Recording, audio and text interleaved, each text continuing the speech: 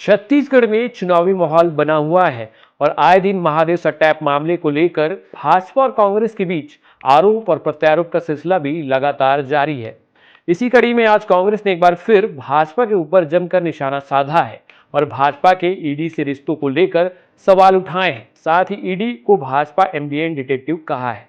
दरअसल कांग्रेस नेता और मुख्यमंत्री के राजनीतिक सलाहकार विनोद वर्मा ने आज प्रेस कॉन्फ्रेंस कर एक बार फिर ईडी की कार्रवाई के ऊपर सवाल उठाए हैं और कहा कि भाजपा के बड़े बड़े नेताओं की फोटो महादेव ऐप के मालिक के साथ है, लेकिन उनके ऊपर कोई कार्रवाई नहीं की जा रही है। साथ ही ईडी ने जिस गाड़ी को कैश के साथ पकड़ा था वो भी भाजपा नेता के भाई के नाम से रजिस्टर्ड है, लेकिन उसके ऊपर भी कोई संज्ञान नहीं लिया जा रहा है। पर एक ड्राइवर के कहने पर मुख्यमंत्री जी को दोषी साबित किया जा रहा है।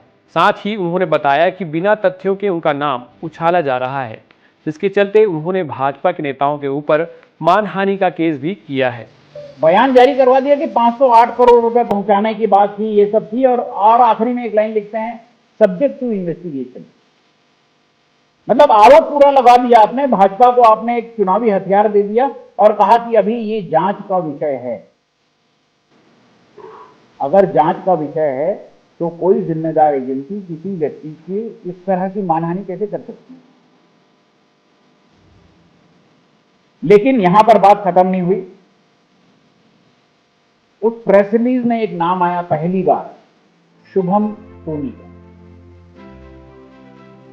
बहुत दिलचस्प बात बता रहा हूं, महीनों की जांच के बाद ईडी ने चार्जशीट पेश की कोर्ट में महादेव ऐप पे, और 8,500 का पेज का चार्जशीट है, पर उसकी जो समरी आई है, मैं 8,500 पेज तो नहीं पढ़ पाया हूं, पर जो उसकी समरी आई है 209 पेज की, उस समरी में शुभम सोनी का नाम नहीं है। तो ईडी की महीनों की जांच के बाद जो दस्तावेज सामने आता है उसमें शुभम सोनी कहीं कोई प्लेयर नहीं है, कोई व्यक्ति नहीं है जिसका महादेव से लेना देना है।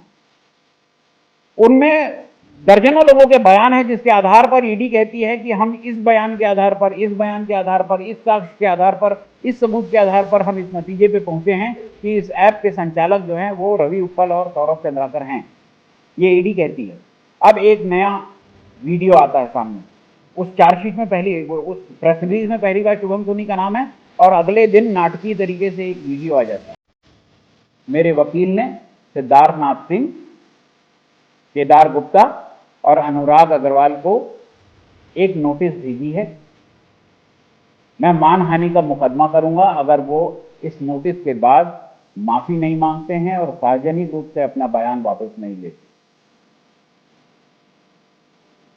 तो मानहानि का मुकदमा करने की तैयारी मैंने कर ली है। उन्होंने कानूनी नोटिस जो है कल दोनों को भेज दी। पर बहुत दिलचस्प यह है कि एक व्यक्ति के बयान पर मेरे घर छापा पड़ता है, एक व्यक्ति के बयान पर मुख्यमंत्री जी के खिलाफ जो है वो पूरा राजनीतिक मुहिम छिड़ जाता है। पर उन लोगों का क्या जिनके साथ इन अपराधियों की फोटो है? ये जो अभियुक्त हैं, रवि उत्पल है, उसका भाई राहुल उत्पल है, असीम दास है, इनके साथ भारतीय जनता पार्टी के नेताओं की जो फोटो है, सौरभ चंद्राकर की फोटो है, उसके बारे में मेरा ख्याल है इसी मंच पर बात हो चुकी है। फोटो देख चुके हैं आप, आपके भी व्हाट्सएप पर आया होगा। तो रमन सिंह जी को बताना पड़ेगा कि जो उनके साथ फोटो है वो कौन है। माननीय राज्यपाल को बताना पड़ेगा, विजय बघेल जी को बताना पड़ेगा, मनोज तिवारी जी को बताना पड़ेगा, पर उनसे पूछेगा कौन?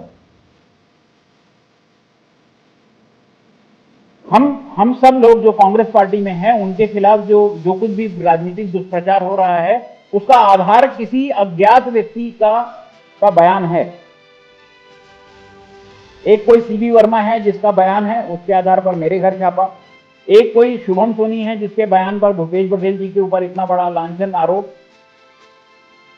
पर जिनके साथ फोटो खींच रही है, जो भारतीय जनता पार्टी की टोपी पहने हुए हैं, उनके खिलाफ ईडी का एक शब्द नहीं है। ऐसे ही खबरों को देखने के लिए जुड़े रहें सरमई टाइम्स के साथ। मैं था आपके साथ नारायण पांडे। हमारे चैनल को सब्सक्राइब करें और वीडियो को लाइक करें।